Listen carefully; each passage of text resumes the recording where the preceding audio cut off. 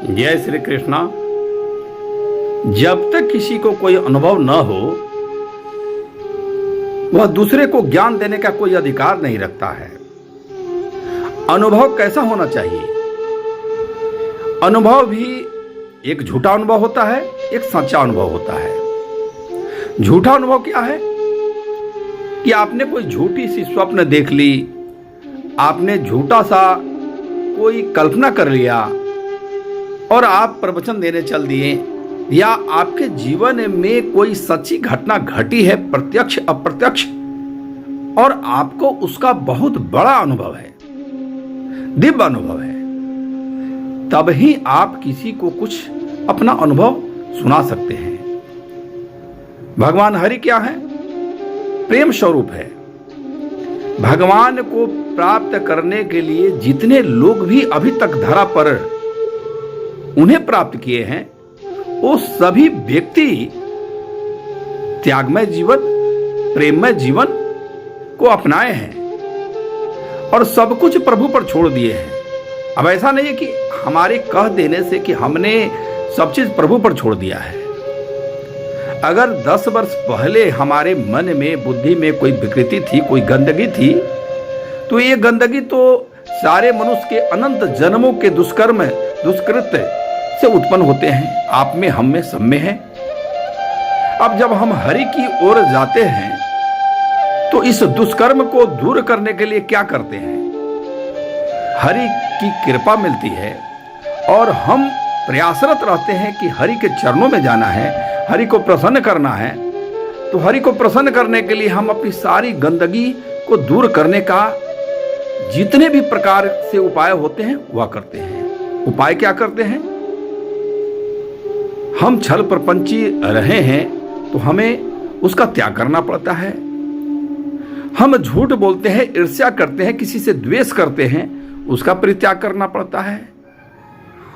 ये पूरे सृष्टि को हमको प्रभु के उस लीला का, उस चरित्र का, उस दिव्य घटना का, उस सृजन का एक आधार मानकर अगर हमको चलना पड़े तो हमको चलना चाहिए, तभी हमारी विकृति, गंदगी दूर हो सकती है। जैसे मान लीजिए, मैंने देखा है 10 वर्ष पहले जो व्यक्ति निष्कपट था, थोड़ा अच्छा था, वो ज्यादा बुद्धि नहीं लगाता था, लेकिन जैसे जैसे उसकी साधना बढ़ी,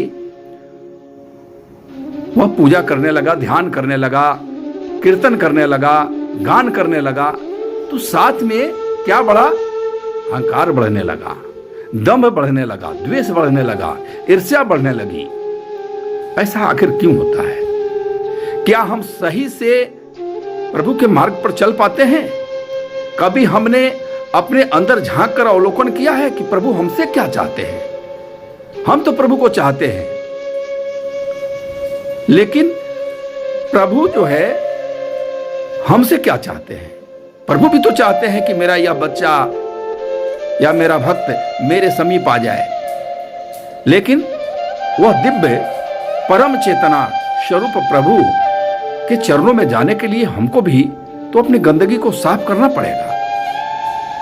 शरीर में गंदा लग जाता है तो हम तो साबुन सर्फ लगाकर स्नान कर लेते हैं, और अंदर का गंदगी वह दूर होता है साधना से, उपासना से, और हमारे चिंतन से, हमारे कर्मों से। कर्म से कौन भला मुक्त हुआ है? आपका कर्म अगर खराब हो गया, आपने जीवन में अगर कर्म खराब करना शुरू कर दिया, तो आप मानकर चलिए कि जीवन में आपको उसका फल भोगना ही पड़ेगा। भले आप कितनी भी उपासना कर ले, वह दूर नहीं होगा, कितने भी जग दान कर ले, वह दूर नहीं होगा। इसलिए कि जब जानबूझकर आप कोई गलती करते हैं तो उसका प्रायश्चित तो आप करते नहीं है। हाँ, अनजाने कोई गलती हो गई या जानबूझकर कोई गलती हो गई और आपके दिमाग में यह बात आ गई कि हमने अपराध किया, अपराध बोध हो गया, आप में करुणा उमड़ पड़ी, आप में दया उमड़ पड़ी, आपके जीवन में यह हो गया कि हमने यह बहुत बड़ा घोर अपराध किया और प्रायश्चित का भाव आता है, तो आप क्या करते हैं? जिसके साथ अपराध करते हैं उसकी सेवा करनी पड़ती है, वह धन से हो, मन से हो, तन से हो। और जीवन में आपको बदलाव करना पड़ता है, बदलना पड़ता है, तभी प्रायश्चित के मार्ग पर आपको प्रभु की कृपा प्राप्त होती है। आज जन्माष्टमी है। हरि के चरणों में जाने के लिए, आपको निष्कपट बनने के लिए जो सूत्र है, वो मेरे समझ से, मेरे अनुभव से जो सूत्र हैं, 56 भोग लगाने से प्रभु प्रसन्न नहीं होंगे। एक दाना मिश्री से प्रभु प्रसन्न हो जाएंगे, एक तुलसी पत्र से प्रसन्न हो जाएंगे, अगर आपके भाव सच्चे हो। अब आप, हम सभी यह बोलते हैं कि हमारे भाव तो अच्छे हैं, हमें तो कोई दिक्कत है नहीं, हमें कोई बुराई तो है नहीं, हम तो सही मार्ग में चल रहे हैं। ये कैसे मान ले? आप अपने आसपास के संबंधों को देखें ना।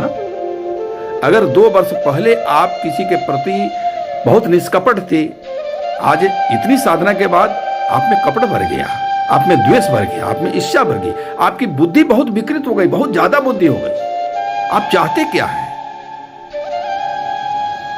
आप क्या चाहते हैं?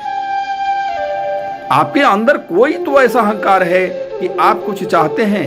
भक्ति तो वह है कि किसी को पता भी नहीं चले और भक्ति हो जाए। बाहरी कौन जान सकता है कि आपके अंदर का भाव क्या है और आपकी भक्ति क्या है? भेष बना लेना, चंदन टीका कर लेना, एक तो बाह्य क्रिया है, ये करना भी चाहिए, अच्छा है, लेकिन ये करने से क्या फायदा, क्या लाभ, जब तक हम इसकी गरिमा, इसकी मर्यादा का पालन न करें। हम अगर धार्मिक हैं तो हमसे किसी को कष्ट हो जाए, हमसे किसी का भला हो जाए, हम किसी के प्रति द्वेष में आ जाएं, हम किसी के नुकसान करने के लिए क्रोधित हो जाए, तो ये अच्छी बात नहीं है।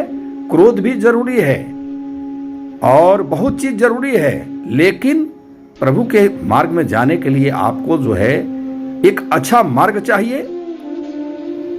जो लोग आपका भला करते हैं, उन्हीं का कुभला आपके मन में आता है, तो कैसी भक्ति। और बहुत सारी घटनाएं हैं, कभी मैं उस पर आपको बताऊंगा, लेकिन आज मेरा जो है सो आग्रह है कि आप भगवान को निष्कपट रूप से, निष्कपट बनने का प्रयास कीजिए और भगवान की चरणों में जाएं।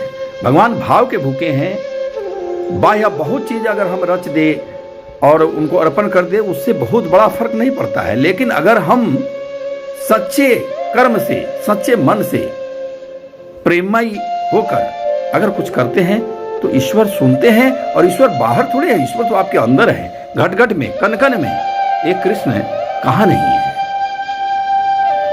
तो अगर आपको भगवान हरि को प्राप्त करना हो तो आपको प्रेममय होना पड़ेगा। और प्रेममय होने के लिए आपको क्या करना पड़ेगा, ये प्रभु से ही मांगिए, प्रभु से ही कहिए कि हे प्रभु, दर्शन नहीं हुआ, दिव्यता नहीं आई, अनुभव नहीं है, किताब पढ़ के प्रवचन देना, किताब पढ़ के ज्ञान देना, किताब पढ़ के लोगों को ये करना, एक कलयुग का एक बहुत बड़ा दोष है। अनुभव का मतलब है कि आपके जीवन में कोई आ जाए तो आपके कर्म से, आपके अनुभव से, आपके दिव्य प्रभाव से उसके जीवन में कुछ तो परिवर्तन हो। तो अगर ऐसा नहीं होता है तो फिर आपका मार्ग सही नहीं है। और मार्ग सही करने के लिए पहले आपको अपने अंदर का अवलोकन करना पड़ेगा। इसी के साथ आज जन्माष्टमी की शुभकामना आप सबको। जय श्री हरि, जय श्री कृष्ण।